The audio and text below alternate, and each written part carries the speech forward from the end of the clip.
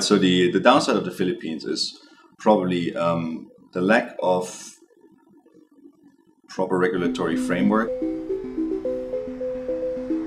Philippines is one of the new emerging markets within Asia, Southeast Asia, given some few outstanding points. It's sort of in the heart of Asia. It's very well located within kind of like reasonable flying distance to most of the main population centers in Asia. And the fast economic growth. So Philippines over the last several quarters have shown a very strong economic growth, faster than China.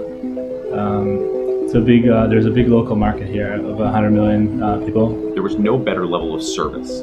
We found that people here spoke English in an amazing way.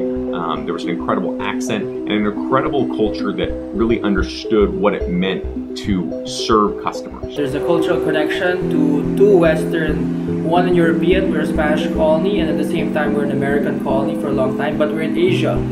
So it's a unique country where it is a triple culture.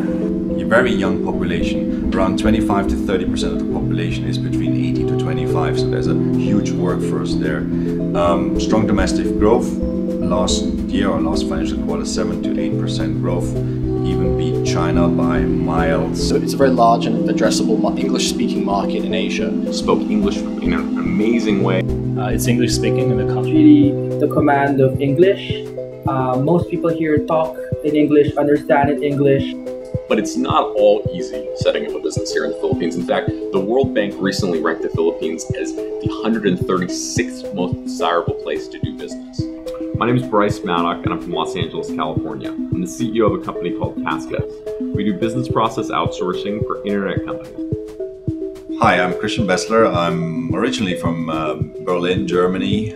Came around 5 years ago to the Philippines through a consultancy gig with one of the biggest telcos here in the country, Globe Telecom. I'm working right now for a Kickstart venture. Yeah, my name's Nick Franklin. I'm the Director of Sales and Business Development for the Asian market for Zendesk. My name is Ron Host. I'm an entrepreneur and investor. I grew up in Israel and I spent most of my career in Silicon Valley. I'm Earl Valencia, and I am the president of Idea Space Foundation. It is actually a non-profit incubator fund to help startups here in the Philippines and in Southeast Asia. There are things, challenges that exist here that just don't exist in countries like the United States, where I'm from. Corruption is one of them. We've had a lot of challenges with local government authorities, and although these things are improving, you've got to have to know the right people. So it hasn't yet really figured its way moving forward from the industrial age into the new technology age, so incorporation is quite complicated. Incorporation just takes a longer time, and at the same time with regards to just how to deal business is a little bit slower than what I was used to when I was based in Silicon Valley. Power outages and internet stability. Ultimately, we are in a building where we had to actually provide our own power generator. This cost us $70,000, and today we're spending $15,000 a month on 3 different internet connections to make sure that we stay up and stable.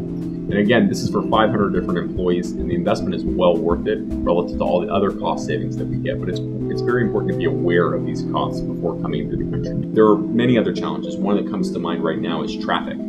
Today, I've spent probably 2.5 hours sitting in the back of a car trying to get places, and probably ended up driving just about 15 or 20 miles. If you make it to the Philippines and land on the shores, just like I did, try to find yourself a local group you can just link up with. You get immersed into this ecosystem. Be proactive. Just don't sit on the sidelines. Get involved. If there's something not yet happened, just do it. So my advice for someone who's thinking of coming to the Philippines and possibly setting something up, the first piece of advice would be to come here. Fly in, have a vacation, travel around the country, and specifically Metro Manila quite a bit. Make friends, meet people. To give one advice to entrepreneurs coming here is really to leverage a community. What I found out over a span of 5 or 6 months living here is that people are extremely open and helpful in this country. I think when you go to the Philippines, make sure that you get to meet the local people, get to talk to potential employees if you're going to hire them, and then come in here with a expectation on how to train people to go global. The Philippines has a number of economic incentives set up to incentivize foreign investment. It's important to be aware of these before you open an office here. PEZA, which stands for Philippine Economic Zone Authority, is one of these. If you have $200,000 to invest in opening an office, I highly recommend doing this. You get to own 100% of your business, and you get an income tax holiday for 5 years. Philippines has a number of buildings that are set up that are PEZA accredited. And these are really tier 1 locations that come with their own backup generators and stable internet. And so if you're looking to open an office of say 50 or more people initially, I highly recommend looking at PEZA as an option for incorporating in this country. I think the one best piece of advice I can give someone who's coming to the Philippines to set up their business for the first time is to spend at least 3 months on the ground here. Getting to know the people who are working for you and making sure you hire a really good country manager.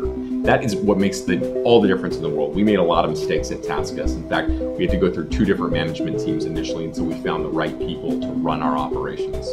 In terms of tips that I can give for people who want to start out here, their business is to use the right tools, meaning one of my early mistakes was that I did not implement things such as Salesforce or PayrollHero or Zendesk. There's a large pool of foreigners or expats coming over. It's a very open-minded community.